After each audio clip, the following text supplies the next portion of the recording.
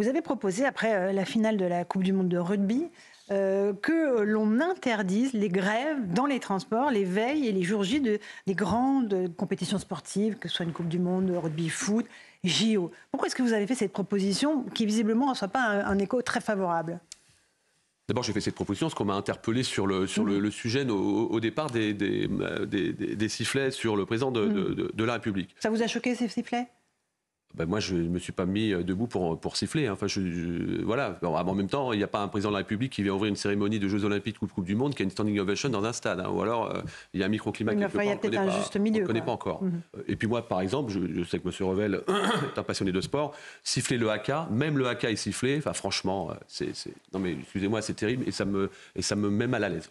Une fois qu'on a dit ça, j'ai vécu dans les transports en commun, la grève de la finale de la Ligue des Champions entre Liverpool et le Real Madrid. C'était il y a un peu plus d'un an. Oui, on s'en souvient tous, surtout sur le plan sécurité. J'ai vu ce que c'était que ce goulot d'étranglement. Je dis simplement que le rayonnement à l'international de notre beau pays, s'il peut être un tout petit peu exempté de grève dans les transports, les jours J, la dimanche par exemple, il y a un match entre l'Angleterre et le Japon à Nice, il y a un préavis de grève. Dans un autre domaine, il y a le pape qui arrive à Marseille en fin de mois, des centaines et des centaines de millions de pèlerins du monde entier, préavis de grève. Pour moi, vous voulez remettre en cause le droit de grève ou pas? Non, pas du tout. C'est pas du tout. Si on interdit la grève, non, c'est constitutionnel. Vous voyez ce que fait par exemple l'Italie depuis 1990.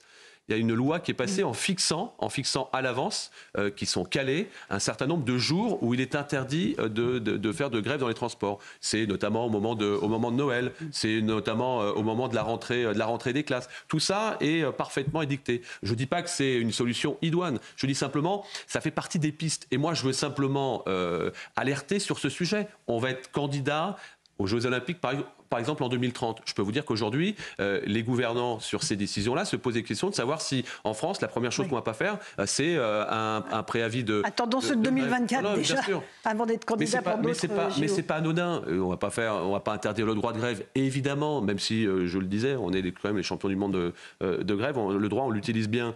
Mais en face, il faut aussi qu'on soit un peu responsable. Et moi, je vous le dis, oui, je suis mal à l'aise de voir que l'image de notre pays, quand on est sur le toit du monde avec une Coupe du Monde ou des Jeux Olympiques, il va y avoir 4 milliards de téléspectateurs, et bien que cette image soit abîmée, salie, parce qu'il y a de l'emploi aussi à la clé et il y a un modèle économique à sauver. Alors, petit tour de table rapide. Qui est d'accord avec Carl Olive? Vous, Louis, je suis sûr. Moi, je suis d'accord, mais j'ai une question. Non, j'avais mal compris, en fait, que... C'est l'interdiction des grèves, les jours où les jours... Vous ne portez pas atteinte au droit constitutionnel, effectivement, de faire grève, et vous dites ce qu'il faut, c'est établir un calendrier, un certain nombre de jours pour lesquels... Ça pourrait être une des pistes. Ne peut pas y avoir... J'ai rien inventé, hein.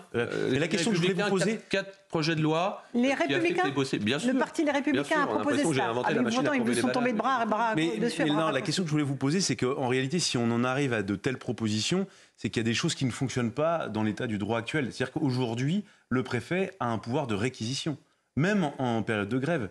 Et on sait en fait que c'est très compliqué, qu'on n'y arrive jamais. Et je trouve que c'est un aveu, c'est pas de votre part, hein, mais ça veut dire qu'on acte le fait que de toute façon, un pouvoir de réquisition, ça ne fonctionnera jamais, ça ne fonctionne pas, c'est trop compliqué. Est-ce qu'il n'y a pas un peu de ça ?